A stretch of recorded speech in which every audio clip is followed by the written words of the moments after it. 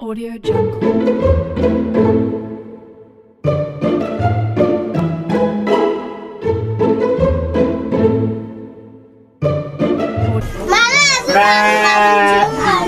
Ni dai kullum kin dame ni abinci babanki ba kudin abinci yake ba mu muke in ya fita sai dare fa yake dawowa kullum haka da yake mana.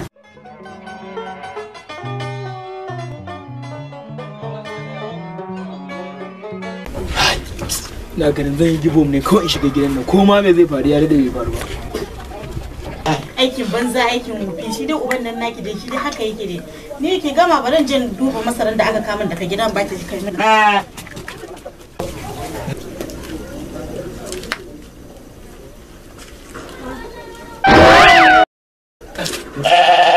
Ya kana shiga da gidan da sanda. Ha ba wani sanda nake ba menene sanda kuma mutum da gidan shi. Ha to. Allah. Hakika naga waɗannan tukunya ne kin dan dabara kenan. An dabara nan da kika saba yi. Ba ka kawowa komai da zarar mun dan samu abin da muka sa muka dafa yayin kace sai an zuba maka. To. Ne kuma a ciki ɗaya matan mutum kabarin shi. Lafiya Atika.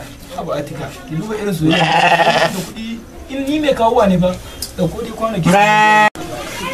Mutum ne kullum sai maulan abinci.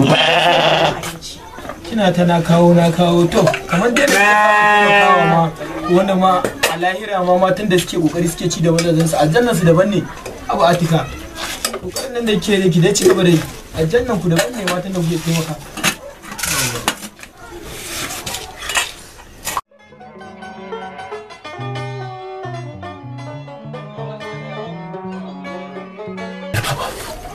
Zan dan ƙara abincin nan kake gaya mamaki kin ji